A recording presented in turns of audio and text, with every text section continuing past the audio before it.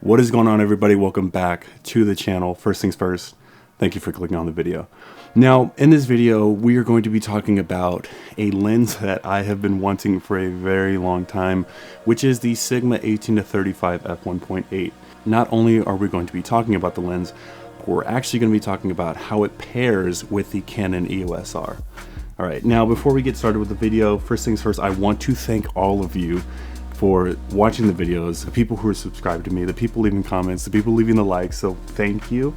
We're at 117 subs and my next goal is to be at 200, so if you can hit that subscribe button, that would help out drastically because I'm trying to grow this channel.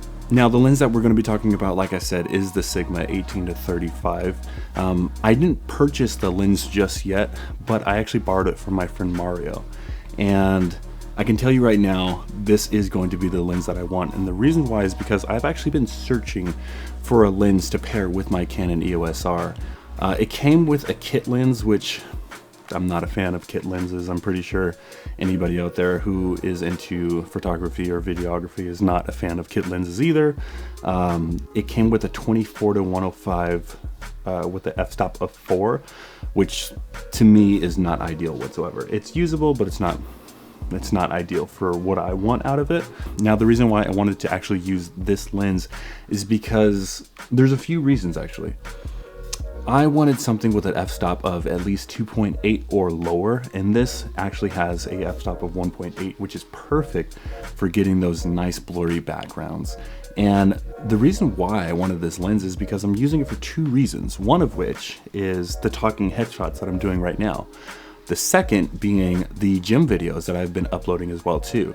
On my previous video for the gym video, that was actually shot with the 18-35, the Sigma lens. And again, Mario, thank you for letting me borrow it because it was nice to finally get my hands on it and actually see what it was capable of. Now, given the fact that this is a full framed camera, the lens itself is actually a crop censored lens. So when you are shooting, you have a vignetting on the outside, which isn't pleasant whatsoever, but there are ways around that. Now, when you're at 18, there's going to be a clear, noticeable vignetting around.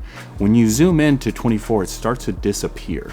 At a full 35, it's gone completely. So that is one way you can get around having that vignetting on your image. And that goes whether it be photo or video. Okay, now me shooting with my camera when it comes to the video side, I'm actually shooting in 4K. So with the Canon EosR, it already crops.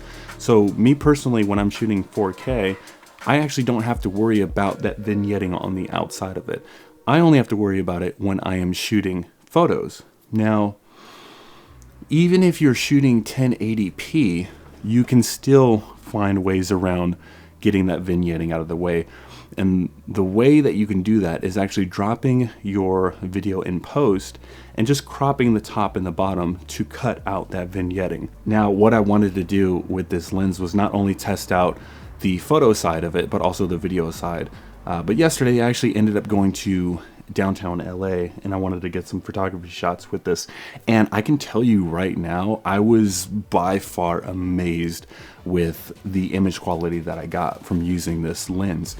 Now, a lot of which has to do with the camera itself, but again, I wanted to see what I can get out of that Sigma 18-35, being the fact that this is a lens that I'm looking into purchasing. But I can tell you right now, it was absolutely fantastic with the images that I got. The quality was great.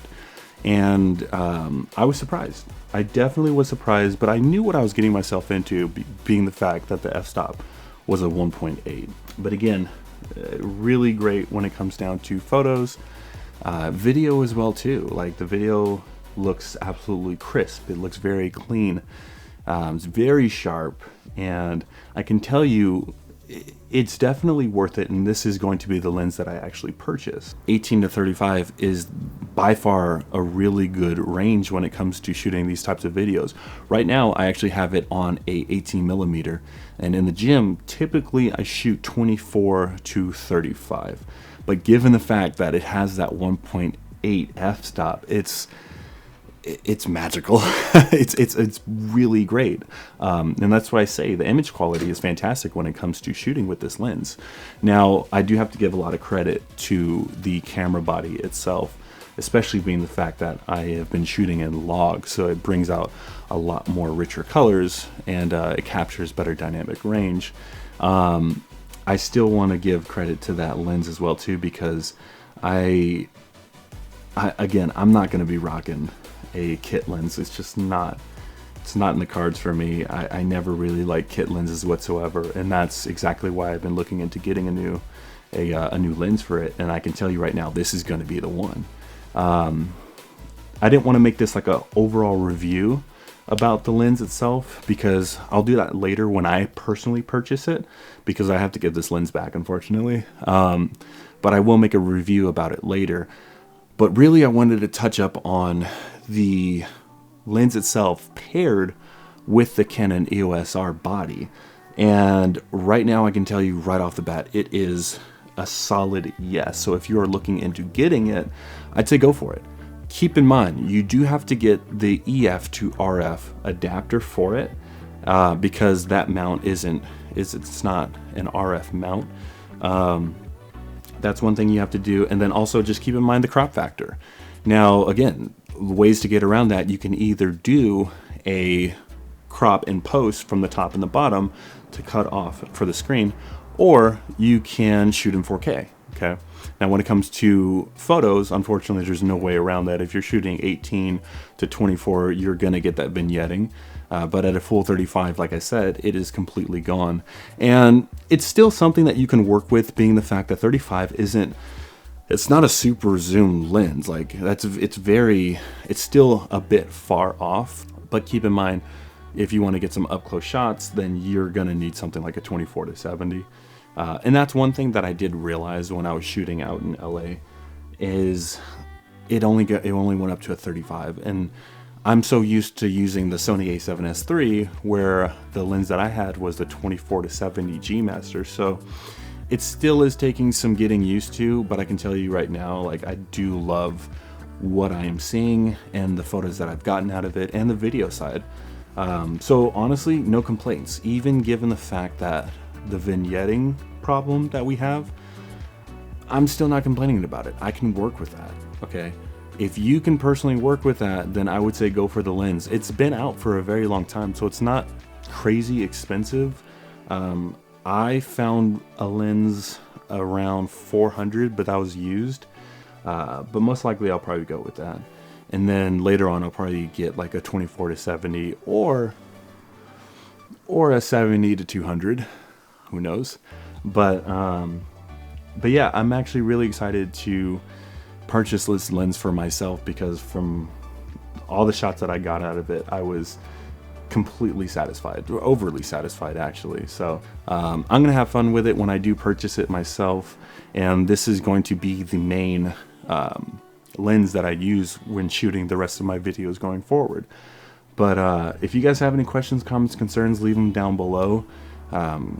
Please, like I said, I'm trying to get to 200 subs soon, so that's my next milestone. So if you can drop a subscribe, drop a like, please do so. That would help me out tremendously, and I would appreciate it a bunch. But other than that, I hope you guys enjoyed the video, and you guys have a good day.